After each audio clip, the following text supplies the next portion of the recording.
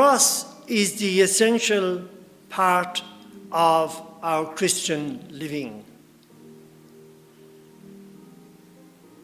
Today, Jesus is explaining to his disciples that he must die and be handed over to his enemies.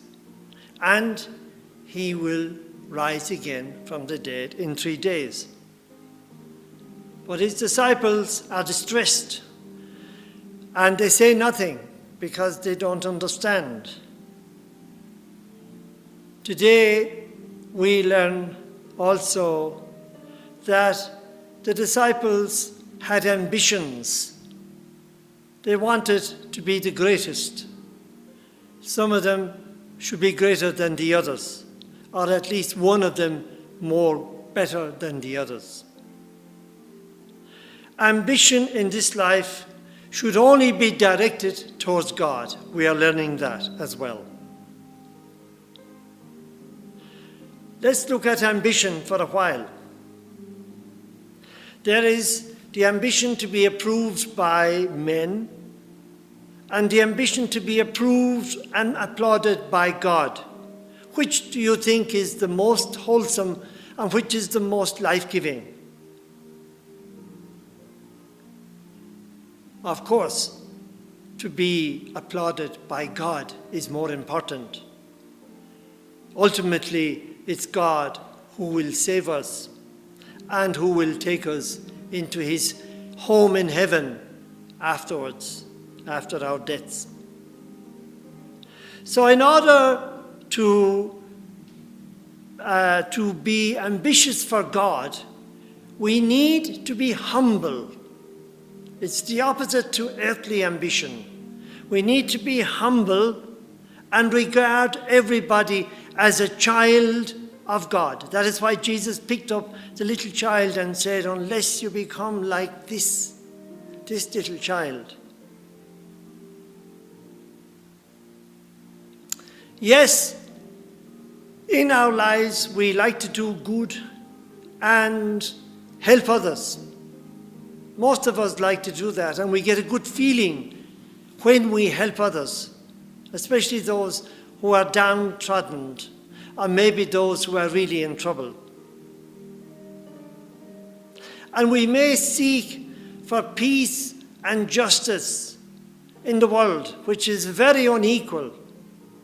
The world will never really experience equality all around. We're aiming at it, but in our lifetime, certainly not, and it has never happened yet in the world. That everybody has the same opportunities, everybody is feeling wholesome and wonderful as a dignified human being. If we were born in some other countries that are not considered first world, it would still be possible for us to be saved. We can aim at bringing perfection to all the systems in every country all over the world.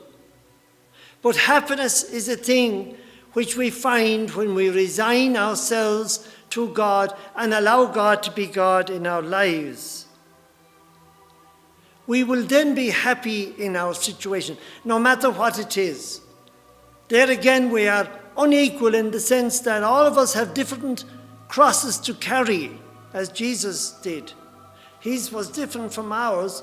Ours may be suffering with health issues, maybe difficulties in our families, difficulties in our country where we have a lot of injustices going on.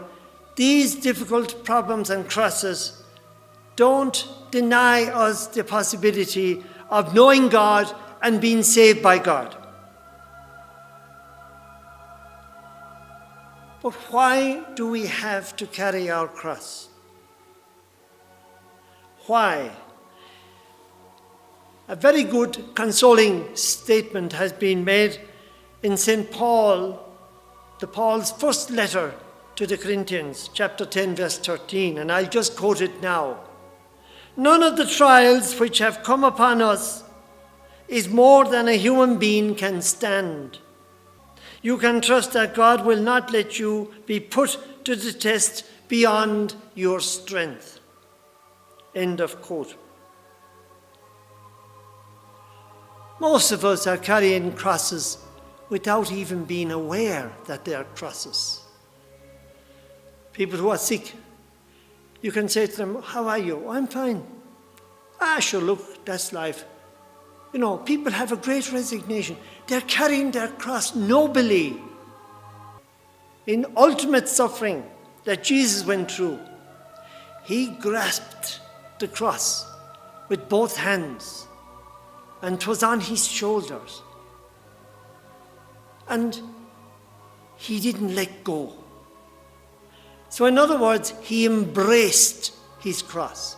There is the secret to life. Embrace the cross and wait. The Lord will not let you down. Stephen died a martyr's death. And many people afterwards are martyrs for Jesus and for the gospel. And now just look at St. Stephen's last words when they were stoning him to death. And he said, and I quote, "Lord, lay not this sin to their charge."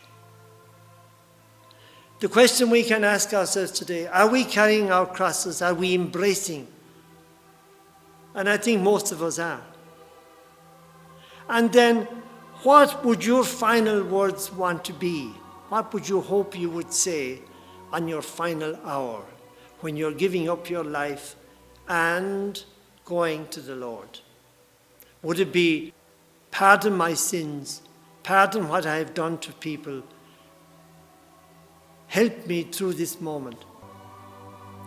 May God help us and bless us to accept our crosses, embrace our crosses, and to be ambitious for the things of God.